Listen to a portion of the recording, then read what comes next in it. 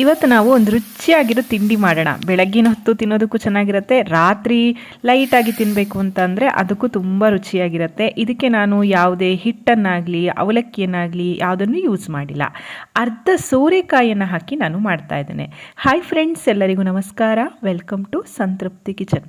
ಸೋರೆಕಾಯಿ ಸಾಮಾನ್ಯವಾಗಿ ಎಲ್ಲರಿಗೂ ಗೊತ್ತಿರುತ್ತಲ್ಲ, ಅದರಲ್ಲಿ ಅರ್ಧ ಭಾಗವನ್ನು ತೊಗೊಂಡಿದ್ದೇನೆ. ಚೆನ್ನಾಗಿ ತೊಳೆದು ಇದನ್ನು ನಾನು ಸಿಪ್ಪೆ ಸಮೇತವಾಗಿ ಯೂಸ್ ಮಾಡ್ತಾ ಇದ್ದೀನಿ. ಸಿಪ್ಪೆ ಏನು ತೆಗಿಬೇಕಂತ ಏನಿಲ್ಲ. ಮಧ್ಯದಲ್ಲಿ ಆ ಬೀಜ ಏನಿರುತ್ತಲ್ಲ ಅದು ತುಂಬ ಏನು ಬಲ್ತಿಲ್ಲ. ನಾನು ತೊಗೊಂಡಿರೋದು ಎಳೆದಿದೆ, ಹಾಗಾಗಿ ಸ್ವಲ್ಪ ಪ್ರಮಾಣದಲ್ಲಿ ಮಾತ್ರ ನಾನು ತೆಗಿತಾ ಇದ್ದೀನಿ. ತುಂಬ ಬಲ್ತಿದ್ರೆ ಪೂರ್ತಿಯಾಗಿ ಬೀಜವನ್ನು ತೆಗಿಬೇಕಾಗತ್ತೆ. ಹಾಲು ಸೋರೆಕಾಯಿ ಅಂತ ಹೇಳಿ ಸಹ ಕರೀತಾರೆ ಇದನ್ನು. ತುಂಬ ರುಚಿಯಾಗಿರುತ್ತೆ ಮತ್ತು ಆರೋಗ್ಯಕ್ಕೂ ಸಹ ಇದು ತುಂಬಾ ಒಳ್ಳೆಯದು. ಎಷ್ಟೋ ಮನೆಗಳಲ್ಲಿ ಇದನ್ನು ತಿನ್ನೋದೇ ಇಲ್ಲ, ಇಷ್ಟ ಆಗಲ್ಲ ಅಂತ. ಖಂಡಿತ ಈ ರೆಸಿಪಿ ಟ್ರೈ ಮಾಡಿ. ಇದಕ್ಕೆ ನಾವು ಸೋರೆಕಾಯಿ ಹಾಕಿದ್ದೀವಿ ಅಂತ ಗೊತ್ತೇ ಆಗೋದಿಲ್ಲ.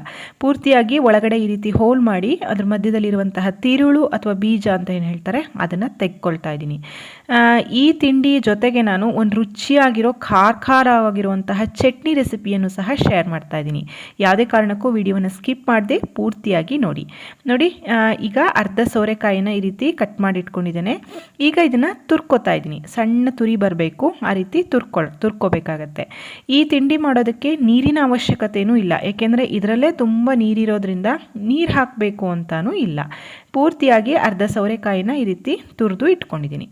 ಒಂದು ಮಿಕ್ಸಿಂಗ್ ಬೌಲ್ಗೆ ತುರಿದಂತಹ ಸೋರೆಕಾಯಿಯ ಮಿಶ್ರಣ, ಸಣ್ಣದಾಗಿ ಹೆಚ್ಚಿರುವಂತಹ ಈರುಳ್ಳಿ, ಸಣ್ಣದಾಗಿ ಹೆಚ್ಚಿರುವಂತಹ ಕೊತ್ತಂಬರಿ ಸೊಪ್ಪು, ತುರಿದಿರುವಂತಹ ಶುಂಠಿಯನ್ನು ಹಾಕ್ತಾ ಇದ್ದೇನೆ. ಮತ್ತು ಸಣ್ಣದಾಗಿ ಹೆಚ್ಚಿರುವಂತಹ ಹಸಿಮೆಣಸಿನಕಾಯಿ. ನಿಮಗೆ ಬಾಯಿಗೆ ಸಿಗುತ್ತೆ, ಮಕ್ಕಳಿಗೆಲ್ಲ ಕಷ್ಟ ಆಗುತ್ತೆ ಅಂದರೆ ಪೇಸ್ಟ್ ಮಾಡಿ ಸಹ ಹಾಕ್ಬೋದು.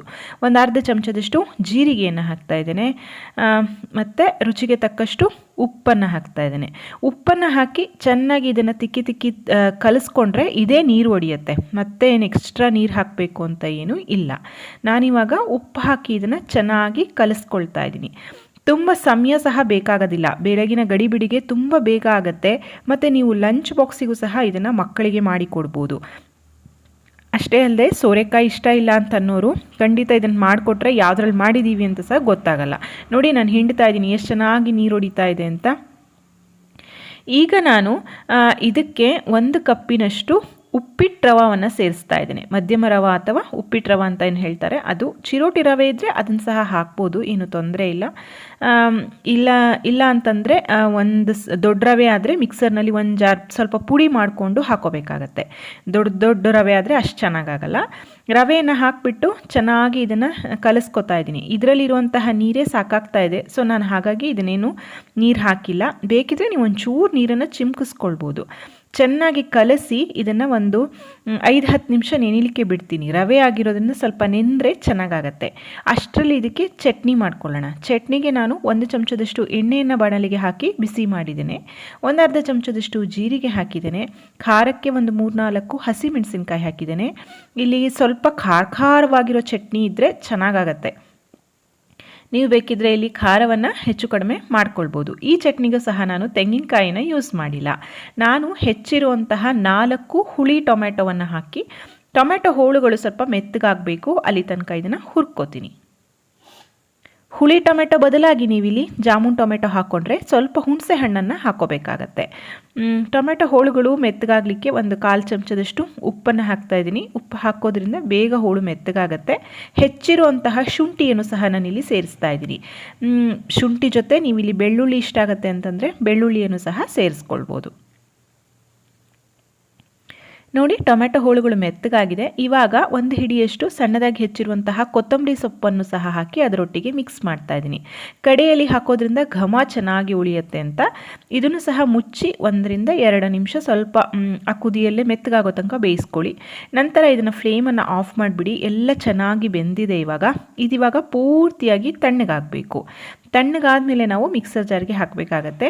ನೋಡಿ, ಇವಾಗ ಇದು ಪೂರ್ತಿಯಾಗಿ ತಣ್ಣಗಾಗಿದೆ. ಇದನ್ನು ನುಣ್ಣಗೆ ರುಬ್ಬಬಾರ್ದು. ಸ್ವಲ್ಪ ಪಲ್ಸ್ ಮೂಡ್ನಲ್ಲಿ 1-2 ರೌಂಡ್ ತಿರುಗಿಸ್ಕೊಂಡ್ರೆ ಸಾಕು. ಆಲ್ರೆಡಿ ಎಲ್ಲ ಚೆನ್ನಾಗಿ ಬೆಂದಿರೋದ್ರಿಂದ ತುಂಬ ನುಣ್ಣಗೆ ರುಬ್ಬಿದ್ರೆ ಅಷ್ಟು ಚೆನ್ನಾಗಾಗಲ್ಲ. ರುಚಿಗೆ ತಕ್ಕಷ್ಟು ಉಪ್ಪನ್ನು ಹಾಕಿ ಜಸ್ಟ್ ಒಂದು 2 ಪಲ್ಸ್ ತಿರುಗಿಸ್ಕೊಂಡಿದ್ದೀನಿ. ನೋಡಿ ಆ ಕೊತ್ತಂಬರಿ ಸೊಪ್ಪು ಅರ್ಧಂಬರ್ಧ ಹಾಗೆ ಕಾಣಿಸ್ತಾ ಇದೆ. ತುಂಬ ರುಚಿಯಾಗಿರುತ್ತೆ ಫ್ರೆಂಡ್ಸ್. ಇದು ದೋಸೆ ಜೊತೆ, ಇಡ್ಲಿ ಜೊತೆ, ಬಿಸಿ ಬಿಸಿ ಅನ್ನಕ್ಕೆ ಕಲಸಿ ತಿನ್ನಲಿಕ್ಕೆ ತುಂಬ ಅಂದರೆ ತುಂಬ ಚೆನ್ನಾಗಿರುತ್ತೆ.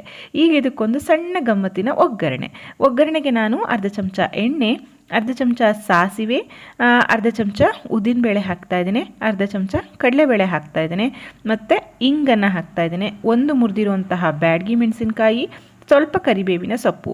ಇಲ್ಲಿ ನಾನು ಬೆಳ್ಳುಳ್ಳಿಯನ್ನು ಯೂಸ್ ಮಾಡಿಲ್ಲ. ನಿಮ್ಗೆ ಇಷ್ಟ ಆಗುತ್ತೆ ಅಂತಂದರೆ ಈ ರೀತಿ ಒಗ್ಗರಣೆಗೂ ಸಹ ಬೆಳ್ಳುಳ್ಳಿ ಹಾಕ್ಕೋಬೋದು, ಇಲ್ಲ ಬೇಯಿಸುವಾಗಲೇ ಬೇಕಿದ್ರೂ ನೀವು 1-2 ಎಸಳು ಬೆಳ್ಳುಳ್ಳಿಯನ್ನು ಹಾಕ್ಬೋದು. ಒಗ್ಗರಣೆ ಚೆನ್ನಾಗಿ ಬೆಂದ ಮೇಲೆ ರುಬ್ಬಿದಂತಹ ಚಟ್ನಿಗೆ ಕೊಟ್ಟು ಮಿಕ್ಸ್ ಮಾಡಿದ್ರೆ ರುಚಿಯಾಗಿರುವಂತಹ ಟೊಮ್ಯಾಟೊ ಚಟ್ನಿ ತಯಾರಾಯಿತು. ನೀರು ಹಾಕದೇ ಇರೋದ್ರಿಂದ ಇದು ಬೇಗ ಕೆಡೋದು ಇಲ್ಲ, 1-2 ದಿನ ನೀವು ಇಟ್ಟು ಸಹ ತಿನ್ಬೋದು. ನೋಡಿ ಇಲ್ಲಿ ಹಿಟ್ಟು ಚೆನ್ನಾಗಿ ನೆಂದಿದೆ. ಇವಾಗ ಮಧ್ಯಮ ಗಾತ್ರದ ಉಂಡೆಗಳನ್ನು ಮಾಡಿಕೊಂಡು ಈ ರೀತಿ ಬಟರ್ ಪೇಪರ್ ಅಥವಾ ಒಬ್ಬಟ್ಟು ಶೀಟ್ ಅಂತ ಏನು ಹೇಳ್ತಾರೆ, ಅದಕ್ಕೆ ಎಣ್ಣೆಯನ್ನು ಸವರಿಟ್ಕೊಂಡು ರೊಟ್ಟಿಯನ್ನು ತಟ್ಕೊತಾ ಇದ್ದೀನಿ. ಈ ರೀತಿ ಶೀಟ್ ಇಲ್ಲ ಅಂತಂದರೆ ನೀವು ಬಾಳೆ ಎಲೆಯಲ್ಲಿ ಸಹ ತುಂಬ ಸುಲಭವಾಗಿ ಮಾಡ್ಕೊಳ್ಬೋದು. ರೊಟ್ಟಿ ನಿಮಗೆಲ್ಲ ಹೇಗೆ ಬೇಕು, ದೊಡ್ಡದು ಬೇಕೋ, ಚಿಕ್ಕದು ಬೇಕೋ, ತೆಳುವಾಗಬೇಕೋ, ದಪ್ಪವಾಗಬೇಕೋ ಮಾಡ್ಕೋಬೋದು.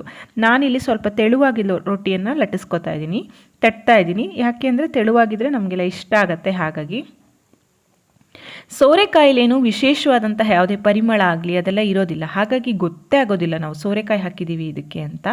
ನೋಡಿ ನಾನು ತೆಳುವಾಗಿ ರೊಟ್ಟಿಯನ್ನು ತಟ್ಕೊಳ್ತಾ ಇದ್ದೀನಿ. ಮಧ್ಯದಲ್ಲಿ ಒಂದು ಹೋಲನ್ನು ಮಾಡಿ ಕಾದಿರೋಂಥ ಕಾವಲಿಗೆ ಒಂದು ಅರ್ಧ ಚಮಚದಷ್ಟು ಎಣ್ಣೆಯನ್ನು ಹಾಕಿಬಿಟ್ಟು ತಟ್ಟಿರುವಂತಹ ಶೀಟನ್ನು ಉಲ್ಟ ಮಾಡಿ ಹಾಕೋದು.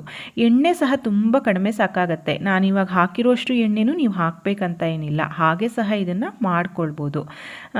ನಿಧಾನವಾಗಿ ತೆಗೆದು ಮಧ್ಯದಲ್ಲಿ ಒಂದು ಅರ್ಧ ಚಮಚ ಎಣ್ಣೆನೋ ತುಪ್ಪನೋ ಅಥವಾ ಏನು ಬೇಡ ಅಂತಂದರೆ ಹಾಗೆ ನೀವು ಇದನ್ನು ಕಾಯಿಸ್ಕೊಳ್ಬೋದು.